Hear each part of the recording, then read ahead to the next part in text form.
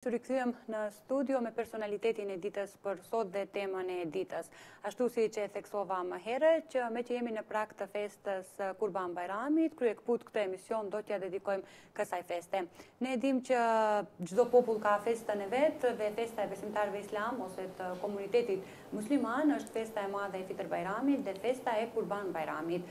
Festa e Kurban Bajramit sigurisht ndryshe njihet edhe si festa e flijimit, e mposhtjes së egos, e cila historiku në ka apo daton qysh në ngjarjen e profetit Ibrahim dhe kur ka flijuar djalin e tij Ismailin për hir të Zotit. Por më në detaje se cilat janë urtësitë e kësaj feste, mesazhet që sjell kjo festë dhe konkretisht dispozitat e thërjes së kurbanit, që është shumë e rëndësishme të jepen apele në shoqërinë tonë se si dhe cilët janë këto dispozita, duke u ndalur edhe në kushtin e pestë të fesë islame që është haxhi. Ne kemi nderin që në studion tonë gjithmonë të na nderojë me prezencën e tij, hoxha jon i nderuar, Hoxh Nuhigania.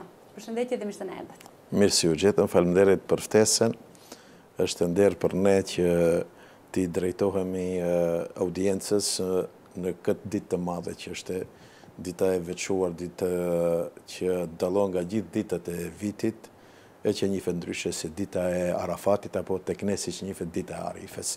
Faleminderit për ftesën. Faleminderit dhe juve që gjithmonë kontribuoni për shoqërinë tonë dhe gjithmonë ndani kohë për emisionin tonë. Atëherë fillimisht të flasim pak se çfarë paraqet festa e Kurban Bajramit duke u ndërlidhur me historikun e kësaj feste. Kjo festë është e lidhur në formë direkte me shtyllën e pestë të islamit që është haxhi dhe shfrytëzoj nga rasti megjithse janë ndoshta edhe minutat e fundit të qëndrimit të besimtarëve musliman të katër anëve të botës në luginën e Arafatit, që Arafati, qëndrimi në Arafat është nga shtyllat e haxhit. Lusë Allahun e madhruar që Allahu të na mbuloj me rahmetin e tij, me mëshirën e tij dhe të dalem të falur bashkërisht me besimtarët musliman, të cilët me siguri se për disa ndoshta më pak se një orë dal nga dal do të transferohen nga lugina e Arafatit për në Muzdelife. Festa e Kurban Bajramit lidhet në formë direkte pra me shtyllën e pestë të islamit që është kryerja e haxhit. Pas gjithë asaj sakrifice, angazhimi dhe mundimi që bëjnë haxhit të cilët gjenden në tokat e shenjta, por edhe ne me përgatitjet tona të cilat i bëjmë, Allahu i madhruar na ka nderuar me vetën ditë Dhulhixhes si ditë Bajrami, që është ndryshe që njihet Bajrami i Kurbanit apo Kurban Bajrami. Të ndalemi pak edhe në historikun e kësaj feste që ndërlidhet me historitë profetike. Kryerja e haxhit, haxhi si haxh njëherë është shtylla e pesë e islamit dhe haxhi është i vjetër sa vetë njeriu. Haxh kanë bërë gjithë pejgamberët e Allahut. Por tek ne, kur themi tek besimtarët musliman të cilët i takojnë umetit islam, pra ndjekësit traditës rrugës së Muhamedit alayhis salam, haxhi është shtyllë e cila është e obliguar pasi që ndodhi hijreti i muslimanëve nga Mekka për në Medinë, e që është i lidhet në formë direkte pra me historikun apo me ndodhit të cilat i ka përjetuar një pejgamber i madh, i cili ndryshe quhet edhe baba i pejgamberëve, që është Ibrahimi alayhis salam. Ibrahimi alayhis salam në historinë islame, siç mësohet, është një njeri të cilin Zoti e quajti Khalilullah, i dashuri i Allahut, nga se ai me qëndrimet e tij, me veprimet e tij dëshmoi se ai nuk kishte mik tjetër poshtë Zotit.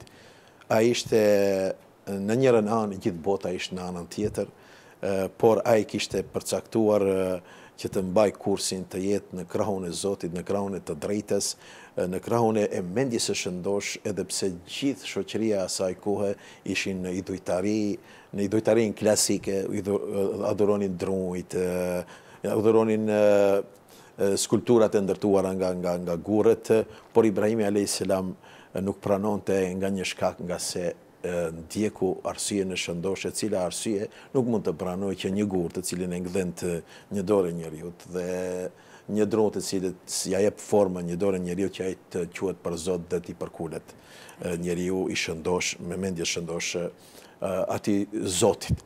Pra Ibrahimi a.s.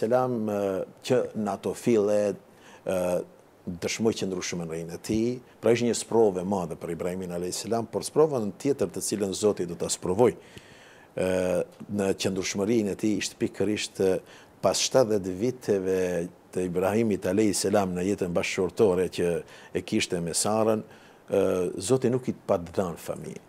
Dhe non stop i lutej Zotit që Zoti t'i falë një familje, një brez të shëndosh të cilët do të ndjekin rrugën e tij, do të madhrojnë Allahun, do të jenë të mirë, do të jenë të edukuar, do të jenë të human me shoqërinë, me rrethin.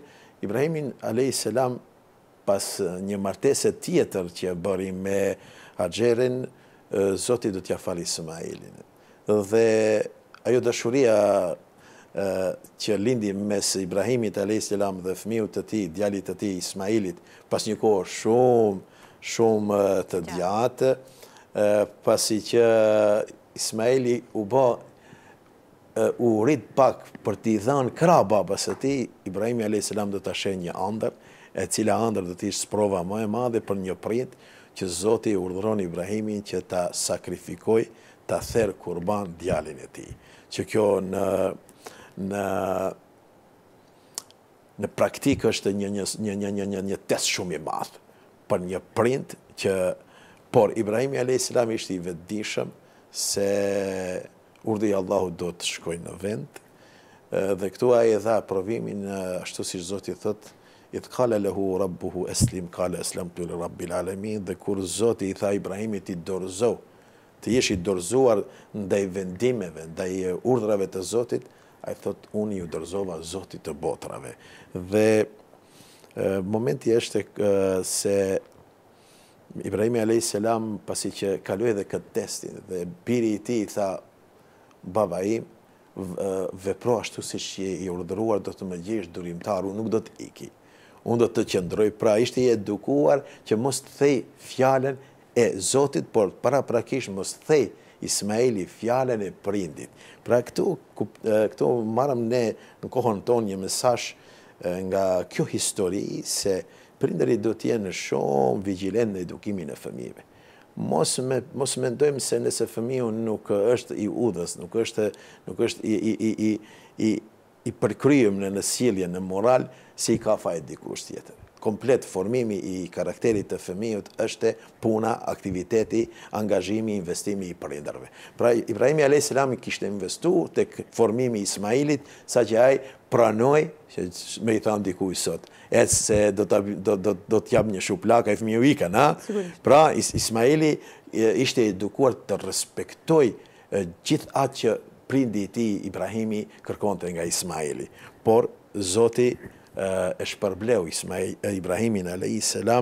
pasi që pa se ai është i vendosur të shkoj drejt urdhrit të Allahut, që ai të zëvendësohet pra me një kurban të cilën e soll një engjëll, dhe thot pejgamberi a.s. ai kurban ka kullot në kopshtet e xhenetit dhe ka pirë ujin nga lumejt që burojnë nga lumejt e Firdausit, xhenetit.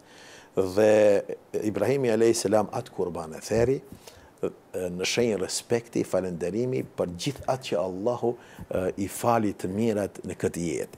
Pra kurbani si kurban lidhet me Ismailin dhe Ibrahimin a.s.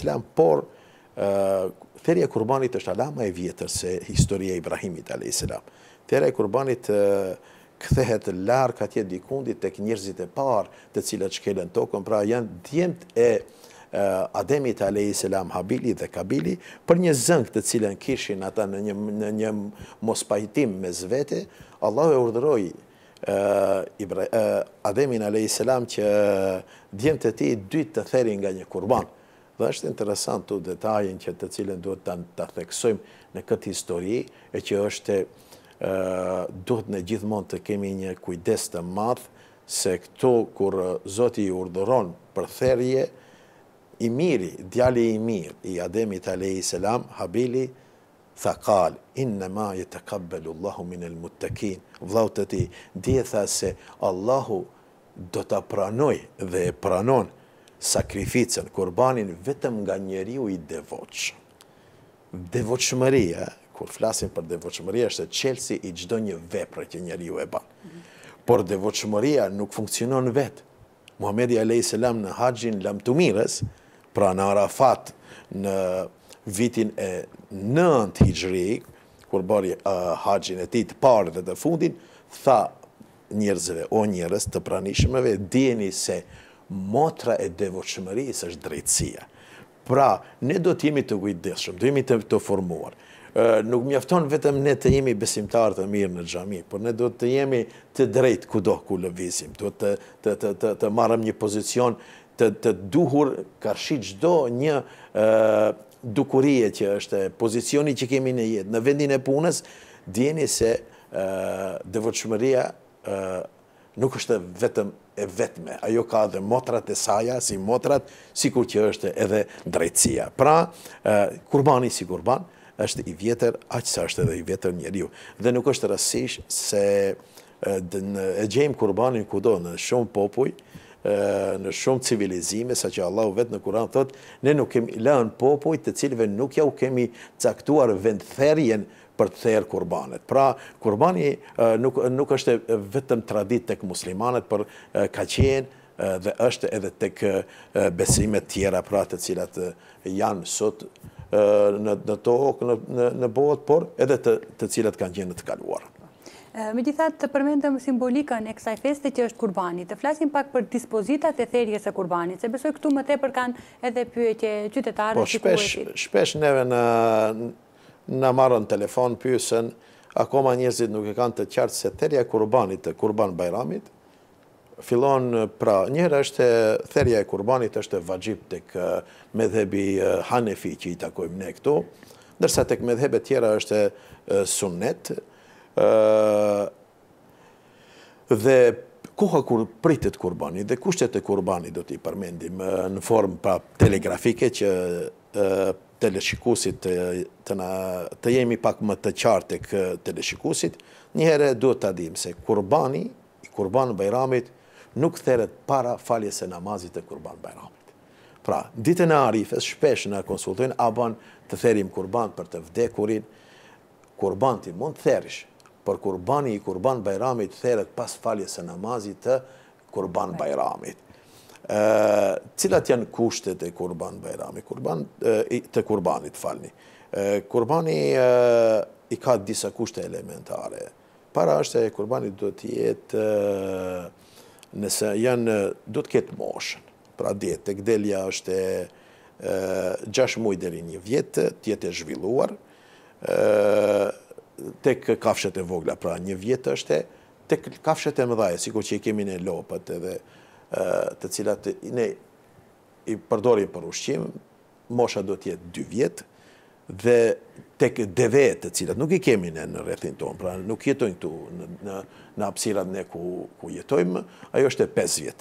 Pra do t'i ketë 5 vjet e më lartë, do të jetë, kafsha do të jetë, mos jetë smur, do të ketë mangësi, pra gjymtyrët të ketë të kompletuara. Pra gjitha këto janë kushtet strikte të cilat i parashe. Këto janë mësimet të cilat neve vetë pejgamberi a.s. na ka mësuar se cilat do t'jenë kushtet e therjes së kurbanit. Kurban therr çdo kush i cili ka mundësi, qoftë burr apo grua, theret kurbani, ka kurban që theret pra vetanak, mund të therë vetëm një, apo ka kurbane ku 7 persona hinë në një kurban të madh, të kafshët e mëdhaja. Kurbani ka kushtet tjera për cilëset të cilat janë, sikur që është, nëse kushtet i kemi ne, do të ishte mirë, para së gjithë është nëse ne ja kemi marifetin, pra, dim të therim një kafsh, është mirë që ne vetë ta therim atë kafshën, por do të kemi kushtet, nëse jemi në banes, ne nuk kemi kushtet për të therë një kurban në banes, dalim në Ballkan, të bëjmë problemet me fqinjet, pastaj ku do të rjedha i gjaku, kur e dim se çdo gjë e kurbanit llogaritet kurban. Se në të kaluarën të parët tanë kanë qenë shumë të kujdesshëm për sa i përket kurbanit, e kanë ruajtur, e kanë lajt, e kanë zbukuruar, e kanë shenjtruar pra atë shkaku i çfarë? Shkaku i asaj se pejgamberi alayhis salam ka quajtur kurbani se do të jetë mjet i cili njëherë është sakrifica që ndodhen për Allahun, nga ana tjetër se atë do ta gjejë në botën e ahiretit si një ndihmës për të kaluar urën e siratit, e cila është një urë tepër e rrezikshme, ashtu siç e ka përshkruar i dërguari i Allahut.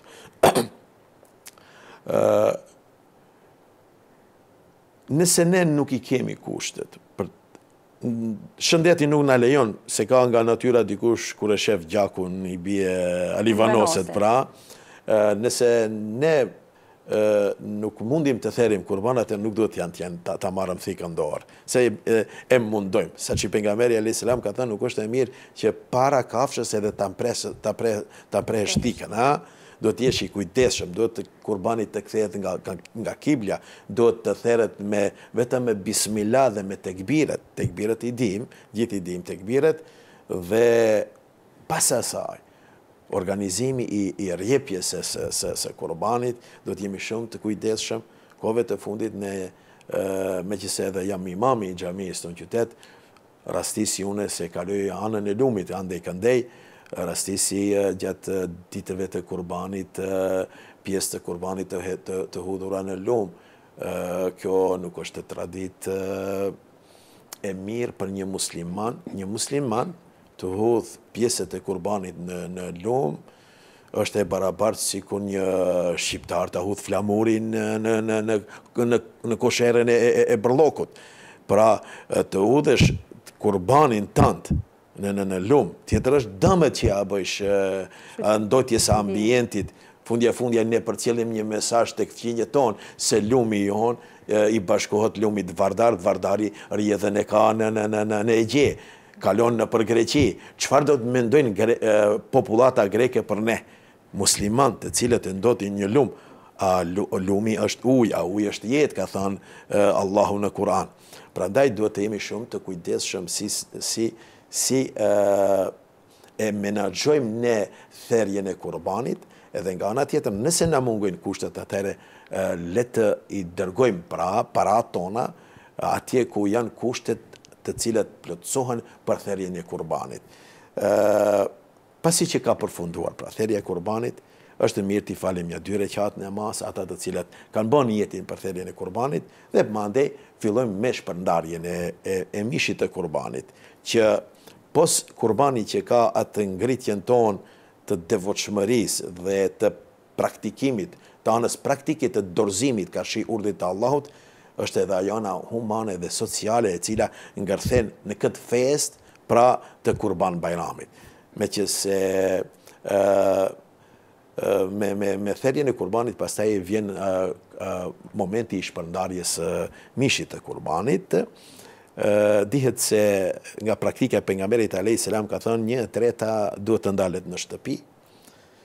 Themi ndonjëherë se ne kemi kushte të mira të jetesës, nuk na mungon sofër mishi, fundja një dëzime, si thonë, ndale për shtëpinë tënde, tjetër ti mund t'ja falish një familje se cila ka nevojë, por pejgamberi alayhis salam e ka ndajt në 3 pjesë mishin e kurbanit.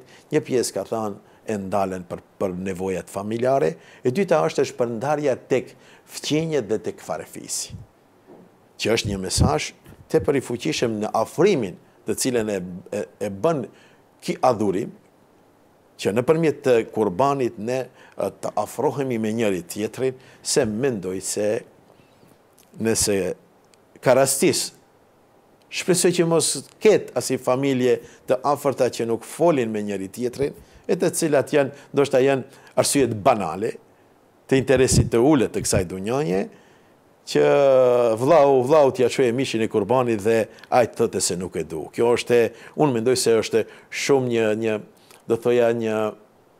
një moment që ndoshta nuk ka guxim ta bëj, edhe pse është i dhuruar do ta pranoj, shkaku bindjes që ka fetare se ai është kurban, është mish kurbani dhe do ta pranoj, dhe do ndodh ndoshta me pranimin e mishit të kurbanit që t'ja fali njëri tjetrit, dhe ta kalojnë Bajramin si duhet, dhe ta kalojmë jetën, ma ndhe se jeta është i kemi ditët e numruar në këtë botë, jemi misafir, misafiri ka destinacionin edhe kohën e kufizuar.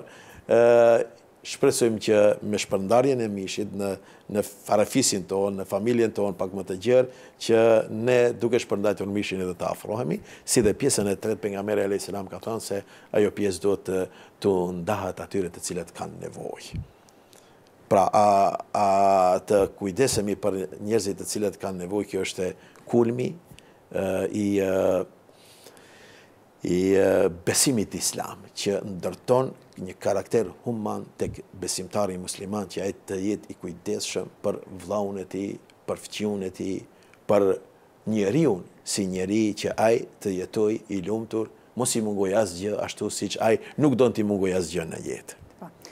Sigurisht, e kisha edhe pyetjen e radhës në lidhje me çështjen e shpërndarjes mishit të kurbanit, po me që ju dhe e përmendët, do me thënë, tek Zoti nuk shkon as mishi as gjaku, por konkretisht bindja dhe devotshmëria realisht. Të kalojmë pak tek pjesa e asaj se si duket dita e Kurban Bajramit, pra si fillon besoj me faljen namazit e sabahut dhe si mbaron. Sa ditë zgjat Kurban Bajramit? Prej sot ne kemi filluar me tekbiret në namazet, çdo namaz që falim fars, kur japim selam, ne do t'i themi tekbiret, me cilat ne pra e madhrojmë Allahun, e lartësojmë Allahun dhe dëshmojmë se nuk ka zot tjetër posa Zotit, dhe se ai nuk ka shoqërues në pushtetin e tij. Dita e Bajramit fillon pra me faljen e namazit të Kurban Bajramit. Paraprakisht është sunet që ne të pastrohemi, veç se shohëm se shtëpit tona kanë filluar ka që disa ditë të rregullohen, të pastrohen, të lahen, me që se do të ketë edhe vizitat e tillë është. Pra festat e Bajramit bin një gjallëri në familjet tona, në lagjet tona, në qytetet tona, po inshallah ajo gjallëria që ne pastrojmë shtëpit tona, paraprakisht ne të kishim pastruar zemrat tona, të kishim zbut shpirtrat tonë, që të jenë të bardhë, të kemi të bardha zemrat tona dhe ashtu si që kemi shtëpit e bardha, që ne bashkarish pra të jemi afër me njëri tjetrit. Ata të cilët nesër do të falin namazin e Kurban Bajramit, pra preferohet të jenë të pastruar, pra sunet është të pastrohen, dhe bëjnë një tush pra, por është sunet që dallon nga praktika e në faljes e Fitr Bajramit. Në Fitr Bajram është mirë, me që se dalem nga Ramazani, në mëngjes, pra pa mu shku në xhami, është mirë të pjet një kafe, të hadë një kokë hurmë, një ëmbëlsirë e vogël, ndërsa tek Kurban Bajrami është mirë, pra është sunet që nga dalja, pra pasi që ne jemi zgjuar, jemi përgatitur për të shku për në xhami, mos konsumojmë asgjë derisa të falet namazi i Kurban Bajramit, pra kjo është sunet. Pas faljes, kuptohet se shkojmë në shtëpi, bëjmë Bajram me njerëzit e shtëpisë, me që se ne jemi lutë në xhami edhe për njerëzit të cilët ne nuk i kemi prezencë, njerëzit e shtëpisë, antarët e shtëpisë të cilët i kanë kaluar në botën e ahiretit, shkojmë dhe bëjmë dua tek varrezat, për ata, lutemi për ata, se ne kemi për obligim të lutemi për ata, Allahu na urdhëron ne që ne të bëjmë punë të mira për ata. Ma ndej fillojmë me therjen me njëherë të kurbaneve, ata të cilët i kanë kushtet në shtëpi për t'i therë kurbanet, ndërsa ata të cilët i kanë bën pagesat për therjen kurbanet, ata i falin 2 rekat namaz. Shpresojmë që Allahu të pranoj, por duhet të jemi të kujdesshëm, ashtu si është decit Habili kur i thot vllaut të tij Kabilit, innema yataqabbalu Allahu minal muttaqin, kjedro vllau im thot. Bohu i mirë, bohu i sjellshëm, mos u rebelo, mos u bën inatçor, mos u bën ziliqar, se Zoti, edhe pse është kurban, Zoti nuk e pranon kurbanin nga njeriu i cili nuk është i devotshëm. Pra të kemi kujdesin që ne, para se të kemi ble kurbanin, para se t'ja vendojmë thikën për ta therë kurbanin, që ne të kishim formu vetën tonë, ta kishim ndërtu vetën tonë, ta kishim kurorizu vetën tonë me devotshmëri, ashtu si thotë Allahu në Kur'an, vërtet tek Allahu nuk arrin as gjaku i kafshës, as mishi i kafshës, por arrin e takua devotshmëria. Andaj le të jetë devotshmëria kurora e gjitha veprave tona, e në veçanti kurora e kurbaneve tona, e haxhit tonë dhe adhurimeve të cilat i bëjmë gjatë këtyre ditëve. Ditëve të shenjta.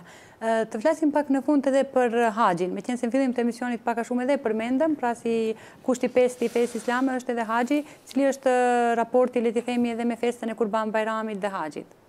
Pa, namazi i Kurban Bajramit është kurora e përfundimit të haxhit.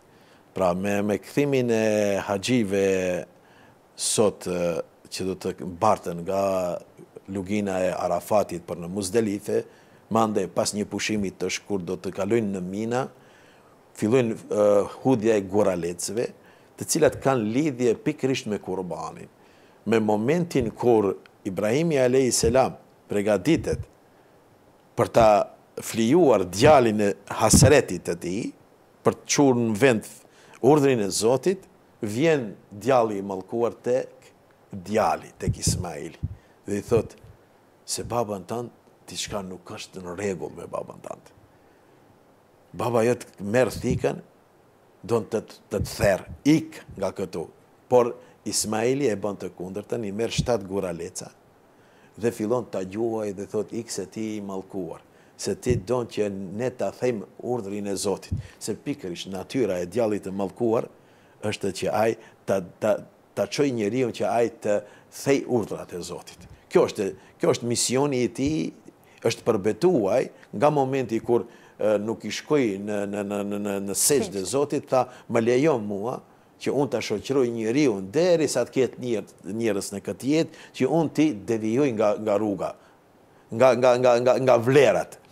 Dhe pasi që e gjun atje kur kthehen në Mina gjenden xhemeratët quhen, të xhemeratet e vogla, sugra, pra është aty kur Ismaili ka gjujt dhe në shenjë pra të asaj historie, edhe haxhilerët pra formë simbolike gjuajnë 7 guraleca. Pastaj transferohen, ato janë të dikundi, nuk ka më shumë se ndoshta 500-600 metra janë në mes vete, janë xhemeratul wusta, në atë vend ka qëndruar nëna Ismailit, Hajeri, dhe i shkon djalli i mallkuar, thot, a ke dëgjuar se bashkëshorti yt don të ta therr fëmijën, djalin tënd të Hasretit, edhe ajo njësoj me 7 gur, edhe e dëbon djallin e mallkuar, dhe pastaj përfundon te Ibrahimi a.s.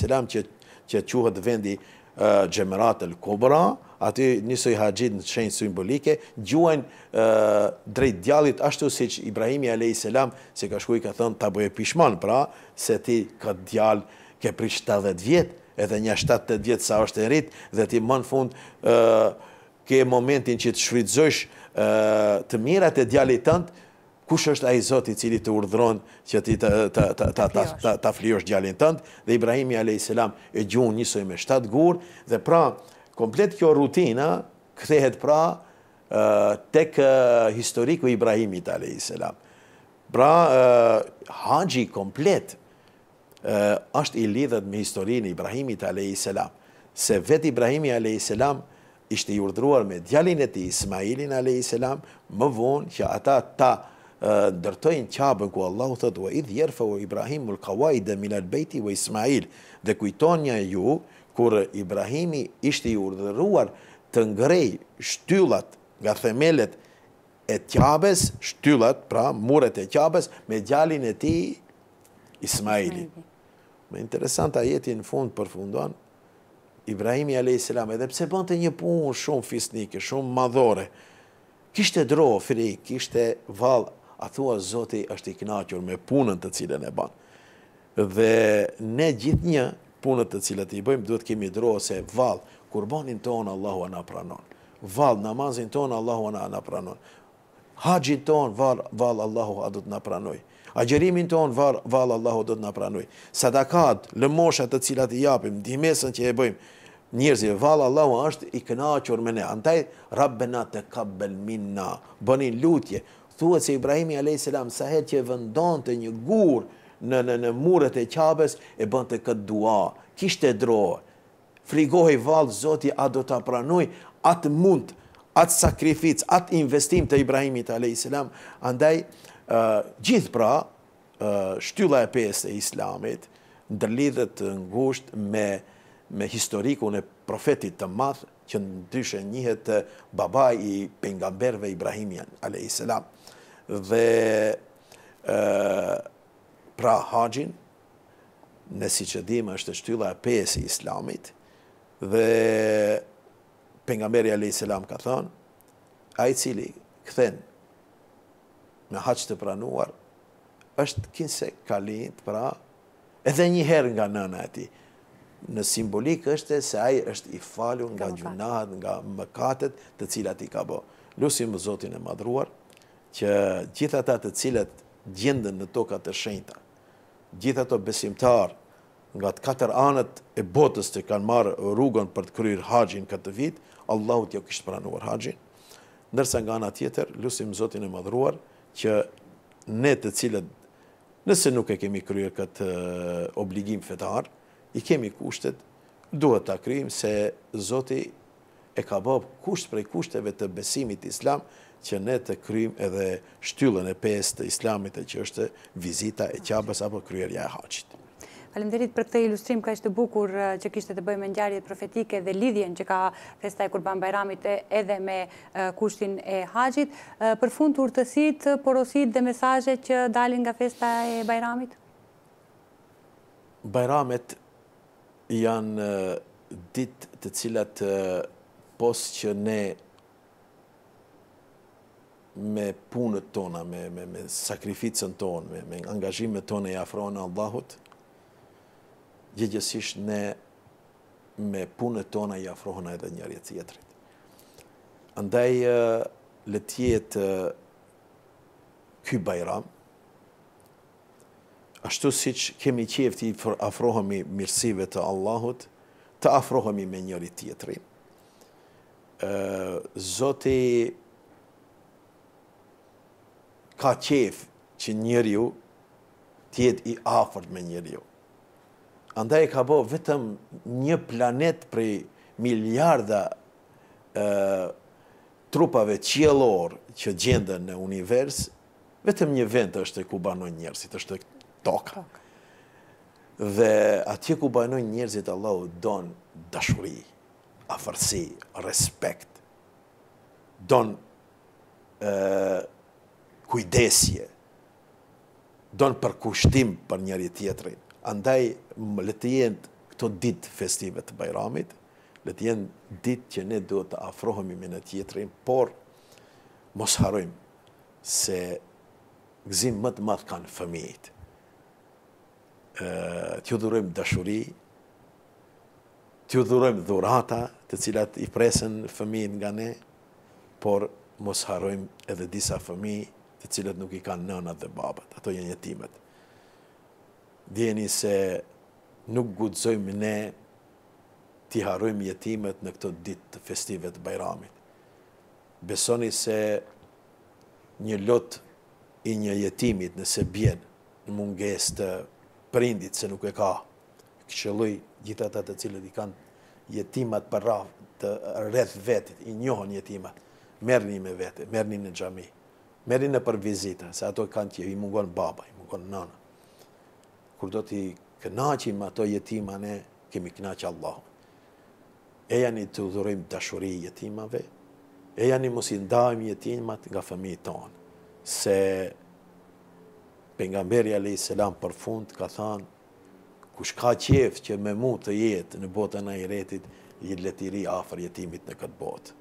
Andaj shfrytëzoj nga rasti që gjithë besimtarëve muslimane veçanti besimtarëve në tokat tona shqiptare këto t'ju uroj festën e Kurban Bayramit, me shpresë që në familjet tona të mbretëroj dashuria, respekti,